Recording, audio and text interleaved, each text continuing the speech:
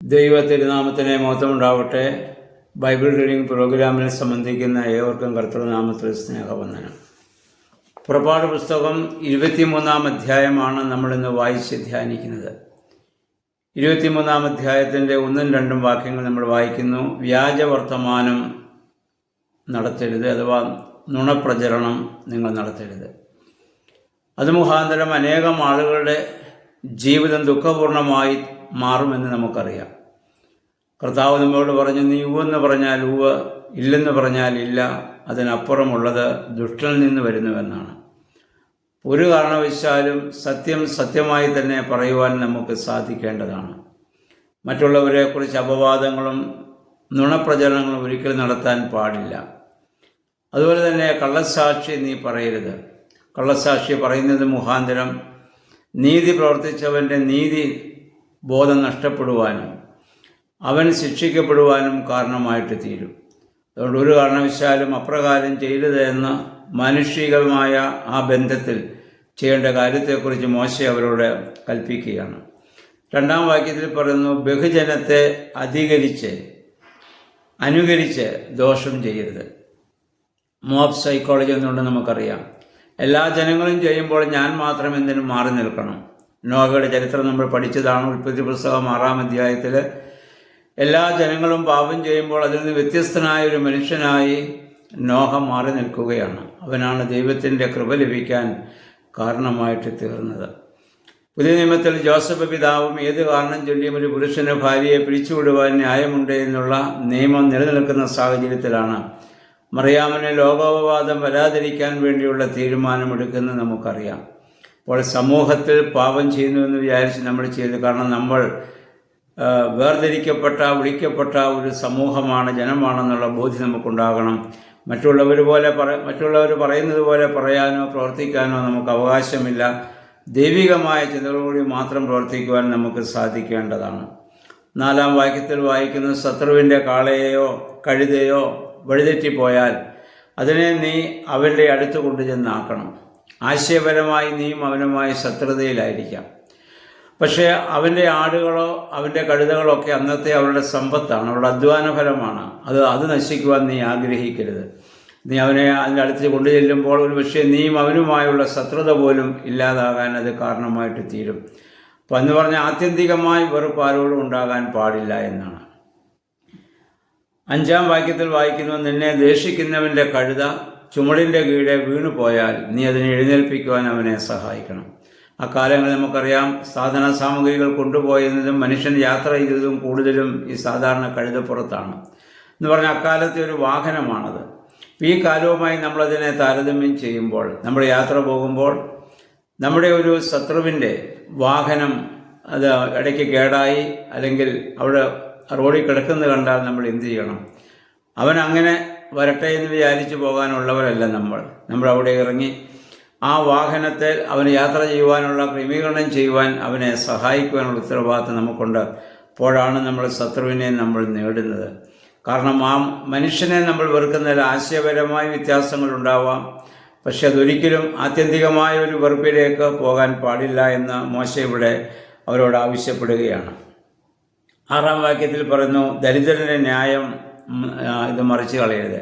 സ്വാധീനമുള്ളവൻ്റെ വാക്ക് കേട്ട്, സമ്പത്തുള്ളവൻ്റെ വാക്ക് കേട്ട് പാവപ്പെട്ടവൻ്റെ നീതി മറിച്ച് കളയാൻ പാടില്ല. കാരണം ദൈവം എപ്പോഴും ഈ സാധാരണക്കാരൻ്റെ കൂടെ, പാവപ്പെട്ടവൻ്റെ കൂടെയാണെന്നുള്ള ബോധ്യം നമുക്കുണ്ടാകണം. അവനോട് നമ്മൾ ചെയ്യുന്ന അനീതി ദൈവത്തോട് ചെയ്യുന്ന അനീതിയാണെന്നുള്ള ബോധ്യം നമുക്കുണ്ടാകണം. 8-ാം വാക്യത്തിൽ പറഞ്ഞു, സമ്മാനം കാഴ്ചയുള്ളവനെ കുരുടനാക്കി നീതിമാന്മാരുടെ വാക്കുകളെ മറിച്ച് കളയുകയും ചെയ്യും.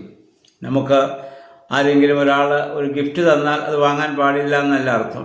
എന്നാൽ അതിൻ്റെ പേരിൽ അവരോട് കൂടുതൽ പേഴ്സണൽ ഒബ്ലിഗേഷൻ ഉണ്ടായിട്ട് അവർ തെറ്റ് പറഞ്ഞാൽ അതിനെ നമ്മൾ ന്യായീകരിക്കുന്ന അവസ്ഥയിലേക്ക് പോകാൻ പാടില്ല. എപ്പോഴും നീതിബോധം നമ്മളെ വഴി നടത്തണം. കർത്താവ് പറഞ്ഞ് എപ്പോഴും ഓർക്കുക, സത്യം നിങ്ങളെ സ്വതന്ത്രരാക്കും. ആ കാര്യത്തിൽ പ്രത്യേകം നമ്മൾ ഓർക്കേണ്ടതാണ്. അതിന് നമ്മൾ വായിക്കുന്നത് അതിൻ്റെ 10-11 വാക്യങ്ങളിലേക്ക് വരുമ്പോൾ, 6 വർഷം നിനക്ക് കൃഷി ചെയ്യാം, 7-ാം വർഷം ഭൂമി വെറുതെ ഇടണം. ആ വർഷം ഭൂമിയിൽ നിന്ന് മുളച്ചു വരുന്ന സസ്യാദികളും ഫലങ്ങളൊക്കെ അന്യനും പരദേശിയും ദരിദ്രനും അല്ലെങ്കിൽ പക്ഷിമൃഗാദികളൊക്കെ ഭക്ഷിക്കണം. ലേവ്യ പുസ്തകത്തിലേക്ക് വരുമ്പോൾ നമ്മൾ വായിക്കും, നീ 6 വർഷം നീ കൃഷി ചെയ്യുമ്പോൾ 7-ാം വർഷം നീ ആ ഭൂമിയിൽ കൃഷി ചെയ്യാൻ പാടില്ല. ആ 6-ാം വർഷം 7-ാം വർഷത്തേക്കുള്ള ഭക്ഷിക്കുവാനുള്ള ഫലം കൂടി ഞാൻ നിനക്ക് നൽകുന്നതാണ്. കാരണം 7-ാം വർഷം സബത്താണെന്ന് നമുക്കറിയാം. 6 ദിവസം കഴിഞ്ഞ് 7-ാം ദിവസം, 6 വർഷം കഴിഞ്ഞ് 7-ാം വർഷം ഭൂമിക്ക് അത് ശബത്താണ്. ആ ശബത്തിലുണ്ടാകുന്ന ഫലങ്ങൾ അത് അന്യനും പരദേശിക്കുന്നവർ കൂടി ഭൂമിയിൽ ആരും പട്ടിണി കിടക്കാൻ പാടില്ല. എല്ലാവരും ഭക്ഷിച്ച് തൃപ്തരാകുവാനുള്ള ക്രമീകരണമാണ് യഹോവയായ ദൈവം മോശ മുഖാന്തരം ഇവിടെ ചെയ്യുന്നത്. 7-ാം വാക്യത്തിൽ നമ്മൾ വായിക്കുന്നു, 7-ാം ദിവസം സബത്തായി നിങ്ങൾ ആചരിക്കണം. 6 ദിവസം വേല ചെയ്യാം. 7-ാം ദിവസം നിങ്ങൾ അത് ഒരു സബത്തായിട്ട് ദൈവത്തെ ആരാധിക്കുന്ന ദിവസങ്ങളായി ഇത് മാറ്റണം. 14-ാം വാക്യം നമ്മൾ വായിക്കുന്നു, സംവത്സരത്തിൽ 3 പ്രാവശ്യം ഉത്സവം ആചരിക്കണം. അതിൻ്റെ കാരണം പറയുന്നുണ്ട്, ദൈവത്തോടുള്ള സ്നേഹത്തെ പ്രതി, ദൈവത്തോടുള്ള വിശ്വാസത്തെ പ്രതി. ദൈവം നമ്മളെ വഴി നടത്തുന്നത് ഈ പെരുന്നാളെന്ന് പറയുന്നത് നന്ദി പ്രകടനമാണ്. സമൂഹപരമായ വ്യക്തിപരമായ നന്ദി പ്രകടനങ്ങളുണ്ട്, അതാണ് യാഗങ്ങളും യാഗവസ്തുക്കളും ഒക്കെ. എന്നാൽ സമൂഹപരമായ നന്ദി പ്രകടനമാണ് പെരുന്നാൾ എന്ന് പറയുന്നത്. അത് നിങ്ങൾ ആചരിക്കണം എന്ന് യഹോവയായ ദൈവം ഇവിടെ ആവശ്യപ്പെടുകയാണ്. പിന്നെ 15-16 വാക്യങ്ങൾ വായിക്കുന്നു, വെറും കൈയോടെ യഹോവയുടെ സന്നിധിയിൽ വരാൻ പാടില്ല. നമ്മൾ നമ്മുടെ ദേവാലയത്തിലേക്ക് പ്രവേശിക്കുമ്പോൾ പ്രാർത്ഥിക്കുന്നത്, ബഹുമതിപൂർവ്വം ഞാൻ നിൻ്റെ ഭവനത്തിലേക്ക് പ്രവേശിച്ച നേർച്ചകളെ നാൾത്തോറും ഞാൻ കഴിക്കുമെന്ന പ്രാർത്ഥനയോടുകൂടിയാണല്ലോ നമ്മൾ ദേവാലയത്തിലേക്ക് പ്രവേശിച്ച് ദൈവം തരുന്ന എല്ലാ ഫലങ്ങളിൽ നിന്നും ദൈവത്തിന് നമ്മൾ ദശാംശം അർപ്പിക്കുക. ആ ദശാംശം മുഖാന്തരം അതില്ലാത്തവൻ ജീവിക്കാൻ കാരണമായിട്ട് തീരണം എന്നുള്ളതാണ് ദൈവത്തിൻ്റെ ആ വലിയ ഉദ്ദേശം. അതാണ്. പിന്നെ 19-ാം വാക്യത്തിൽ പറയുന്നു, വിളവുകളുടെ ആ പ്രഥമ ഫലം ആദ്യമുണ്ടാകുന്നതൊക്കെ യഹോവയ്ക്ക് നൽകുക. അപ്പോൾ അതുമായി ബന്ധപ്പെട്ട് ഇനി വരുന്നതൊക്കെ നിനക്ക് അനുഗ്രഹമായിട്ട് ഭവിക്കും. കാരണം ദൈവത്തിന് അത് സമർപ്പിക്കുമ്പോൾ അതിനെയും അതുമായി ബന്ധപ്പെട്ട് വരുന്ന സകലവും നിനക്ക് അനുഗ്രഹമായി തീരുമെന്നുള്ളതാണ്. അവിടെ മറ്റൊരു കാര്യം കൂടി പറയുന്നുണ്ട്, ആട്ടിൻകുട്ടിയെ തള്ളയുടെ പാലിൽ പാകം ചെയ്യരുത്. ആട്ടിൻകുട്ടി ആ പാല് കുടിച്ച് വളരേണ്ട കുട്ടിയാണ്. അതിനെ നീ ഭക്ഷിക്കുമ്പോൾ അത് കുടിക്കേണ്ട പാലിൽ അതിനെ പാകം ചെയ്യരുത് എന്നുള്ള ഒരു നീതിബോധം യഹോവയായ ദൈവം മോശ മുഖാന്തരം ഇവിടെ ഇസ്രായേലിന് നൽകുന്നുണ്ട്. ഇനി അതിൻ്റെ 20 വാക്യങ്ങൾ ചില വാഗ്ദാനങ്ങളാണ് യഹോവ ഇവിടെ പറയുന്നത്. ഞാൻ നിനക്ക് മുൻപേ എൻ്റെ ദൂതനെ അയക്കും. ആ ദൂതൻ്റെ വാക്ക് നീ കേട്ടനുസരിച്ച് അതനുസരിച്ച് നീ യാത്ര ചെയ്യണം. ദൂതൻ എന്ന് പറഞ്ഞ് യഹോവയ്ക്ക് പകരം യഹോവ അയക്കുന്നതാണല്ലോ. അതുകൊണ്ട് ആ ദൂതൻ്റെ വാക്കനുസരിച്ച് നീ യാത്ര ചെയ്യുകയാണെങ്കിൽ നിൻ്റെ ശത്രുക്കൾ എൻ്റെ ശത്രുവും നിൻ്റെ എതിരാളികൾ എൻ്റെ എതിരാളികളുമായി തീരും. അതാണ് സങ്കീർത്തനക്കാരൻ പറഞ്ഞ പോലെ, യഹോവ നമുക്ക് അനുകൂലമെങ്കിൽ പ്രതികൂലം ആരുമില്ല. ദൈവവുമായുള്ള ദിവ്യമായ ബന്ധത്തിൽ ജീവിക്കുവാൻ നിനക്ക് സാധിക്കണമെന്നുള്ളതാണ്. അതുപോലെ പിന്നീട് പറയുന്നു, അന്യ ദേവന്മാരുടെ മുമ്പിൽ നീ മുട്ടുകുത്താൻ പാടില്ല. വിശ്വാസപരമായ കാര്യങ്ങളിൽ ഒരു കോംപ്രമൈസും ദൈവത്തിൻ്റെ ഭാഗത്തു നിന്നില്ല.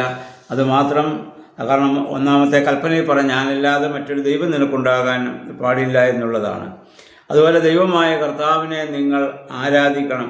അങ്ങനെ ആരാധിച്ചാൽ നിൻ്റെ വസ്തുവകകളും അല്ലെങ്കിൽ നിൻ്റെ ഭക്ഷണപാനീയങ്ങളും ദൈവം ആശീർവദിക്കും. നമ്മുടെ സഭയിൽ നമുക്കറിയാം, ഭക്ഷണത്തിന് മുൻപും ഭക്ഷണശേഷവും നമ്മൾ പ്രാർത്ഥിച്ചുകൊണ്ടാണ് നമ്മൾ ഭക്ഷണം കഴിക്കുക. ആ ഭക്ഷണത്തെ ദൈവം വാഴ്ത്തി അനുഗ്രഹിച്ച് നമുക്ക് തരുമ്പോഴാണ് നമുക്കത് അനുഗ്രഹമായിട്ട് ഭവിക്കുന്നത്. അത് മുഖാന്തരം രോഗത്തിൽ നിന്നും മറ്റുള്ള എല്ലാവിധമായ പ്രതിസന്ധികളിൽ നിന്നും ദൈവം നിന്നെ സംരക്ഷിക്കുമെന്ന് ഇവിടെ പറയുന്നു. ഇപ്പം നമുക്കറിയാം, ഇപ്പോഴത്തെ നമ്മുടെ ഭക്ഷണ രീതിയാണല്ലോ പലപ്പോഴും രോഗങ്ങളിലേക്ക് നമ്മളെ നയിക്കുക. അത് മിതമായി ഭക്ഷിച്ച് അത് പ്രാർത്ഥനാപൂർവ്വം ഭക്ഷിക്കുമ്പോഴാണ് നമുക്കതിന് അനുഗ്രഹമായിട്ട് ഭവിക്കുന്നത്. നീ ചെല്ലുന്ന സ്ഥലത്ത് നിൻ്റെ ശത്രുക്കളെ ഞാൻ അവിടെ നിന്ന് ഓടിക്കും. ഇത് പറയുന്നത്, ഞാൻ പെട്ടെന്ന് അവരെ അവിടെ നിന്ന് നീക്കം ചെയ്താൽ സ്ഥലം ശൂന്യമാവുകയും വന്യമൃഗങ്ങൾ അവിടെ വന്ന് നിറയുകയും അവ നിനക്ക് ശല്യമായി തീരുകയും ചെയ്യും. നിങ്ങൾ ചെല്ലുന്ന സ്ഥലത്ത് നിങ്ങൾ താമസിക്കുന്നതനുസരിച്ച് ഞാൻ മറ്റുള്ളവരെ അവിടെ നിന്ന് ഒഴിവാക്കുമെന്നുള്ള അവളുടെ ജീവിതത്തിലെ ഓരോ ഘട്ടങ്ങളിലും ദൈവത്തിൻ്റെ ദിവ്യമായ വാഗ്ദത്തം കർത്താവ് ഇവിടെ അവർക്ക് നൽകുകയാണ്. അതുകൊണ്ട് ജാതികൾ താമസിക്കുന്നതായ സ്ഥലത്ത് നീ താമസിക്കുമാണ്. അവരുടെ ആ പ്രേരണ മുഖാന്തരം അന്യദൈവങ്ങളിലേക്ക് ആളുകൾ പോകാൻ സാധ്യതയുണ്ട്. അതുകൊണ്ട് അവരെ നീ ആ വിശ്വാസപരമായ കാര്യങ്ങളിൽ അവരുമായിട്ട് യാതൊരു ബന്ധവും നമുക്ക് പാടില്ല എന്നുള്ള ഒരു വലിയ നിയമം ഈ 23-ാം അധ്യായത്തിൽ യഹോവയായ ദൈവം ഇവിടെ നൽകുന്നുണ്ട്. സാമൂഹിക ജീവിതത്തിലും അല്ലെങ്കിൽ വിശ്വാസപരമായ കാര്യങ്ങളിലുള്ള വലിയ ഒരു മുന്നറിയിപ്പാണ് ദൈവം അവർക്കിവിടെ ഇത് നൽകുന്നത്. ഇത് നമ്മൾ മനസ്സിലാക്കിക്കൊണ്ട് നമ്മൾ ജീവിക്കുന്നതായ സമൂഹത്തിൽ ദൈവത്തെ മാത്രം ആരാധിച്ച് ആ ദൈവവുമായുള്ള ദിവ്യമായ ബന്ധത്തിൽ മാനുഷിക ജീവിതത്തിൽ ഇപ്പോൾ പറഞ്ഞതായ ആ ഒരു വലിയ നീതിബോധത്തോടെ പ്രവർത്തിക്കുവാൻ നമുക്ക് പരിശ്രമിക്കാം. ദൈവമേ, പരിശുദ്ധാത്മാവെ അതിനെ ശക്തീകരിക്കണമെന്ന് നമുക്ക് പ്രാർത്ഥിക്കാം. എല്ലാവർക്കും നല്ലൊരു ശുഭദിനം ആശംസിക്കുന്നു. ദൈവനാമം മാത്രം മഹത്വപ്പെടുവാൻ ഇടയാവട്ടെ.